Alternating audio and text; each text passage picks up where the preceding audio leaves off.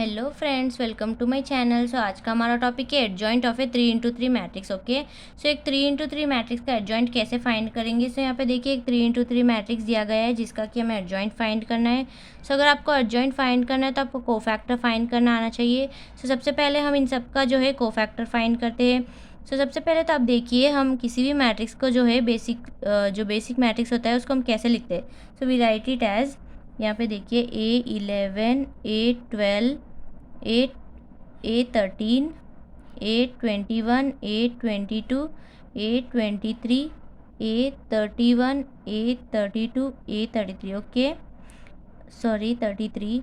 सो हम किसी भी जो नॉर्मल मैट्रिक्स को हम ऐसे लिखते हैं। ओके, सो जब हम कोफैक्टर फाइंड करते हैं, so instead of writing the cofactor of element 2 और द कोफैक्टर ऑफ एलिमेंट 3, हम डायरेक्टली ऐसे लिख सकते हैं A11 इज इक्वल्स टू, यानी कि कोफैक्टर ऑफ 2। ओके, सब हम कोफैक्टर ऑफ 2 फाइंड करने के लिए हमें क्या करना होगा, ये जो रो है और ये जो कॉलम है इसको हम एलिमिनेट कर देंगे।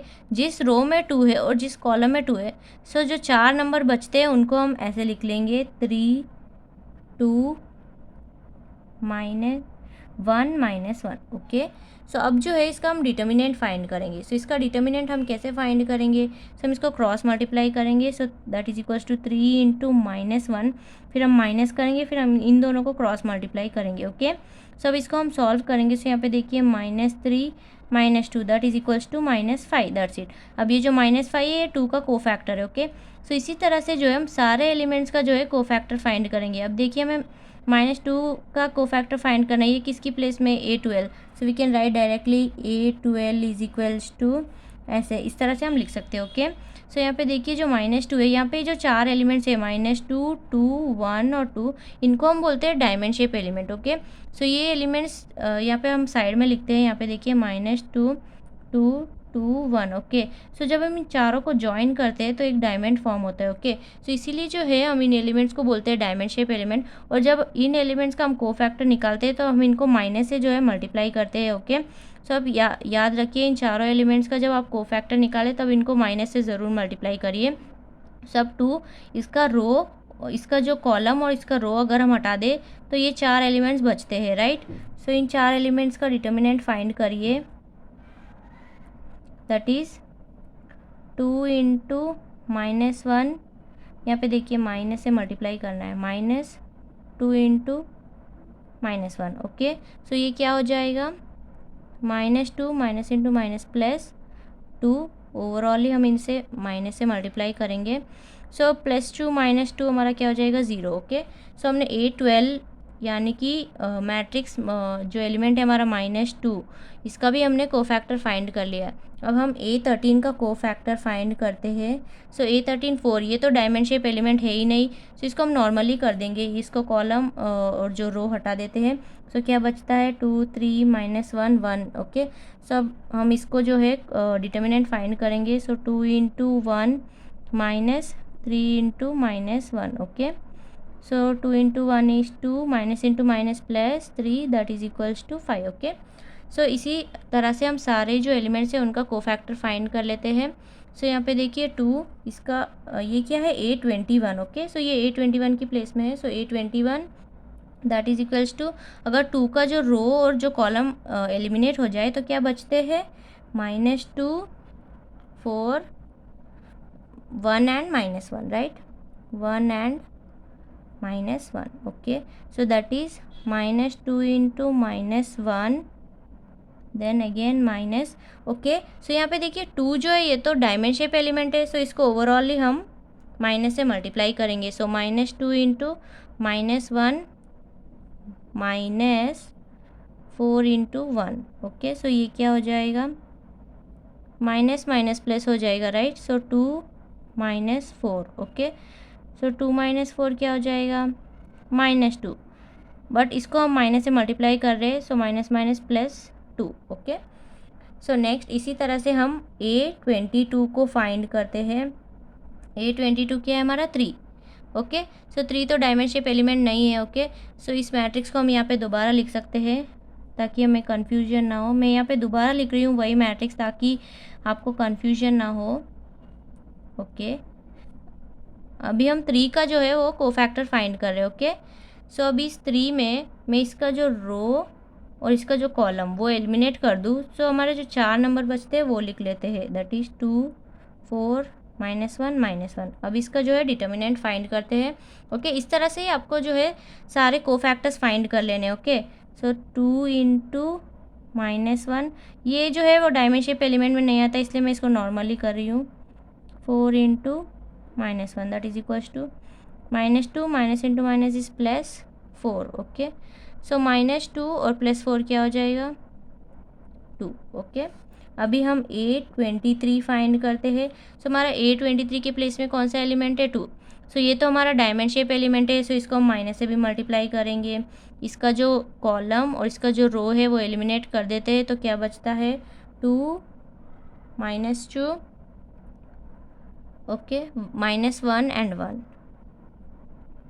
That is equals to 2 × 1 -2 × -1। Okay, इसको ओवरऑल ही हम माइनस से मल्टीप्लाई करेंगे। Okay, so that is equals to -2 -2। Okay, so ये क्या हो जाएगा हमारा 0। Okay, 2 - 2 is 0 right.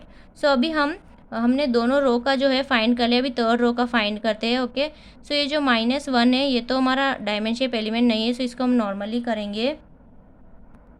सो यहाँ पे देखिए A31 इज इक्वल्स टू, ये A31 की प्लेस में है right. So A31 is equals to, इसका जो ये रो है, इसका रो और इसका कॉलम एलिमिनेट कर देते हैं, तो ये 4 नंबर बचते हैं -2 4 3 and 2। Okay, that is equals to -2 × 2 -3 × 4, so that is -4 -12 that is equals to -16। okay, so now we have A32 जो कि डायमंड शेप एलिमेंट है। ओके, सो जब हमने डायमंड शेप बनाया था तो ये एलिमेंट भी आ रहा है राइट, ये चारों ही डायमंड शेप एलिमेंट है। ओके, ये जो डायगोनल एलिमेंट्स है ना, इनके अलावा जो 4 बचते हैं ना, वो डायमंड शेप एलिमेंट्स बोलते हैं हम। सो ये 1 जो है वो डायमंड शेप एलिमेंट है, सो इसको हम माइनस से मल्टीप्लाई करेंगे और जो 4 नंबर जो बचते हैं वो लिख लेंगे, जो कि है 2 4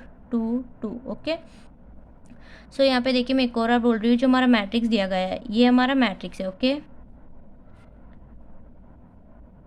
ओके, सो इस मैट्रिक्स में ये A32 जो है 1, इसका कॉलम और इसका जो रो वो एलिमिनेट कर देती हूँ, तो ये जो 4 नंबर बचते हैं वो मैंने यहाँ पे ले लिए। और यहाँ पे देखिए ये जो डायगोनल है और यहाँ पे एक और डायगोनल है। ओके, सो ये 2 डायगोनल के अलावा जो हमारे ये 4 नंबर है, इन्हीं को हम बोलते हैं डायमंड शेप एलिमेंट। और जब हम इनका कोफैक्टर फाइंड करते हैं तब जो है हम माइनस से भी मल्टीप्लाई करते हैं। ओके, सो यहाँ पे देखिए 2 × 2 -4 × 2 ओवरऑल माइनस से मल्टीप्लाई करेंगे, so that is 2 × 2 is 4 -8। So minus minus जो है वो प्लस हो जाएगा। पहले तो हम 4 - 8 करेंगे जो कि आएगा -4। ओके, बट क्योंकि हम इसको माइनस से मल्टीप्लाई करें, so minus into minus is +4। Okay, so हमारा लास्ट एलिमेंट A33 का फाइंड करते हैं। ये तो डायमंड शेप एलिमेंट, ये जो है ये तो डायमंड शेप एलिमेंट नहीं है। ओके, सो इसको हम नॉर्मली कर देंगे। 1 का जो है कॉलम और रो अगर हटा दूँ तो सो ये 4 एलिमेंट्स बचेंगे, जो कि है 2 -2 2 और 3। Okay, that is equals to 2 × 3 -2 × -2। Okay, ये क्या हो जाएगा 6 minus into minus +4, so that is equals to 10। Okay, so अभी यहाँ पे देखिए मैंने जो सारे एलिमेंट्स हैं उन सारे का जो है कोफैक्टर फाइंड कर लिया है। सो अब इन कोफैक्टर्स को जो है हम एक मैट्रिक्स में लिख लेते हैं। ओके, सो यहाँ पे देखिए क्या है, हमारा पहला -5 आया है, सो -5, फिर हमारा 0, फिर 5, फिर 2 2 0 -16 4 10। ओके, जितने भी मैंने कोफैक्टर्स फाइंड किए हैं ना, मैं जो है इनको एक मैट्रिक्स में लिख ले रही हूँ। ओके, सो ये हमारा कोफैक्टर मैट्रिक्स तो हमने फाइंड कर लिया, लेकिन अभी जो है हमें एडजॉइंट फाइंड करना है। ओके, सो एडजॉइंट का मतलब होता है इस मैट्रिक्स को हमें ट्रांसपोज करना होगा। ट्रांसपोज का मतलब होता है जो रोज़ है वो कॉलम्स में बदल जाते हैं, या फिर जो कॉलम्स है उनको रोज़ में बदलते हैं, कुछ भी कहो, मीनिंग तो सेम ही है। अब यहाँ पे देखिए जो फर्स्ट रो है इसको मैं लिख लेती हूँ फर्स्ट कॉलम में। ओके, अब सेकेंड रो को मैं लिख लेती हूँ सेकेंड कॉलम में, और जो थर्ड रो है उसको मैं लिख लेती हूँ थर्ड कॉलम में। ओके, मतलब ये जो हॉरिजेंटली है उनको मैं वर्टिकली लिख रही हूँ। ओके ओके, सो ये जो हॉरिजेंटल लाइंस में एलिमेंट दिए गए हैं उनको मैं वर्टिकली लिख रही हूँ। ओके, अभी हमारा जो ट्रांसपोज है वो आ गया। ओके, सो ये जो मैट्रिक्स आया है इसी को हम बोलते हैं एडजॉइंट। ओके, सो हमने एडजॉइंट ए फाइंड कर लिया है। सो जो कि हमारा -2 -5 2 -16 0 2 4 5 0 10 हो गया। हमने एडजॉइंट ए फाइंड कर लिया। सो हमने जो मैट्रिक्स दिया गया था हमारा ए, उसका जो है हमने एडजॉइंट फाइंड कर लिया। सबसे पहले हमने सारे जो एलिमेंट्स हैं उनका कोफैक्टर फाइंड किया, फिर जो है हमने उनको ट्रांसपोज करके लिखा। सो यही हमारा एडजॉइंट है, दैट्स इट। ओके, इस तरह से आप किसी भी जो है 3 × 3 मैट्रिक्स का जो है एडजॉइंट फाइंड कर सकते हो। ओके।